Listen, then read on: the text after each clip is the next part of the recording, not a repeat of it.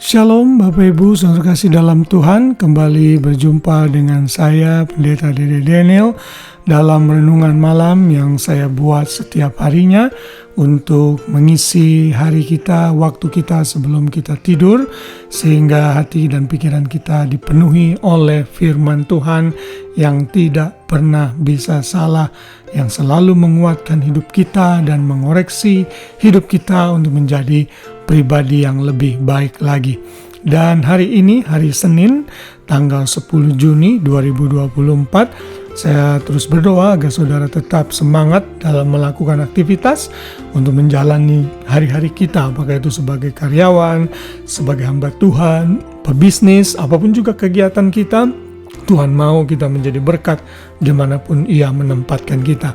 Dan hari ini kita masih belajar dari tokoh-tokoh Alkitab, yaitu dari tokoh Adam. Saya beri judul Adam, Pelajaran dari Kegagalan. Kita tahu Adam dan Hawa ditempatkan oleh Tuhan di Taman Eden untuk menjaga seluruh taman dan mengusahakannya. Lalu Tuhan memberikan perintah agar apa yang ada di taman itu boleh dimakan, namun mengenai pohon yang ada di tengah-tengah taman, yaitu buah pengetahuan yang baik dan buruk, tidak boleh dimakan. Namun kita tahu akhirnya iblis yang menyerupai ular pada saat itu menggoda Hawa, lalu Hawa memakan buah yang dilarang itu, yang kemudian juga memberikannya kepada Adam, suaminya yang ada di sampingnya. Adam tidak melakukan tugas dan tanggung jawabnya dengan baik, sehingga akhirnya mereka commit dosa dan jatuh ke dalam dosa.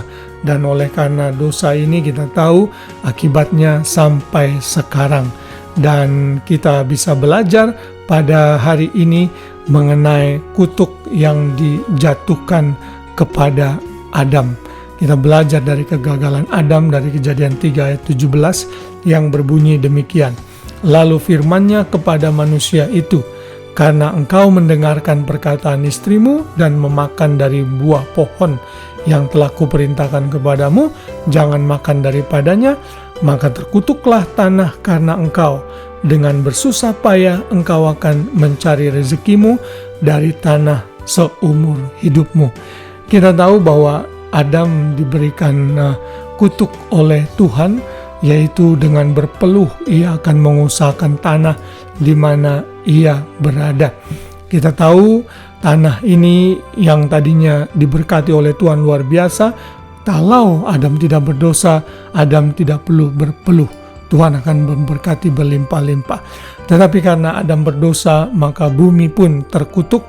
Tanah di mana Adam berada terkutuk, dan sampai saat ini kalau kita memperhatikan apa yang terjadi di muka bumi ini, misalnya dengan pemanasan global, bumi yang semakin hari semakin menurun kualitasnya, itu semua menggambarkan bahwa karena dosa, bumi yang kita diami, atmosfer yang kita diami pun semakin hari semakin merosot kualitasnya. Sampai nanti Tuhan Yesus datang dan memulihkan segala sesuatu, mendirikan kerajaan 1000 tahun, lalu kemudian menciptakan langit dan bumi baru.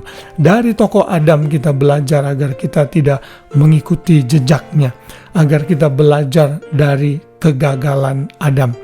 Dan melalui Adam inilah akhirnya Tuhan memberikan analogi atau kontras mengenai Tuhan Yesus. Kalau kita membaca di dalam Roma pasal 5 ayat 12 sampai 21, di sana dibandingkan bagaimana Adam dan Kristus.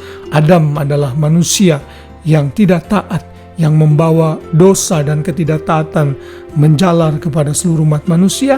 Sebaliknya Kristus yang merupakan kebalikan dari Adam, hidup dalam kebenaran dan menghidupkan.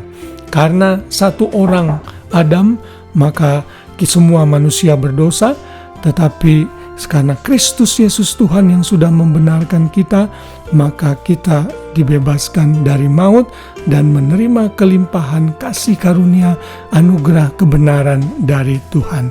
Kiranya renungan pada malam hari ini mengingatkan, meneguhkan dan menguatkan kita agar kita belajar dari tokoh Adam. Kalau kita sebagai seorang suami, mari kita menjadi suami yang baik, memberikan contoh dan teladan kepada istri dan anak-anak kita, bawa mereka ke gereja, ajarkan mereka firman Tuhan, agar mereka menjadi suami, istri dan anak yang taat. Jangan seperti Adam yang tidak mengingatkan Hawa mengenai perintah Tuhan untuk tidak memakan buah yang dilarang. Namun kasih karunia Tuhan tetap ada dan berlimpah. Adam gagal namun dia sadar dan bertobat, dan saya percaya Adam akan berada di surga nanti. Dan kegagalan Adam menjadi pelajaran bagi seluruh umat manusia di muka bumi ini, bahwa ketidaktaatan dosa membawa konsekuensi yang sangat tragis. Jangan menyukai dosa dan jangan memulai dosa sekecil apapun juga, karena Tuhan tidak berkenan. Sebaliknya, hiduplah dalam kebenaran sama seperti Tuhan Yesus yang adalah sumber kebenaran, jalan, dan kehidupan bagi orang-orang yang mengiring Dia. Biarlah tokoh Adam ini mengingatkan kita untuk selalu hidup dalam ketaatan dan jangan gagal dalam mentaati perintah Tuhan. Selamat malam, selamat beristirahat, biar kita boleh terus tidur dalam naungan Tuhan. Dan sepanjang malam kita boleh beristirahat dengan baik, dan besok pagi kita bangun dengan tubuh jiwa raga yang sehat, dengan rahmat Tuhan yang baru setiap pagi.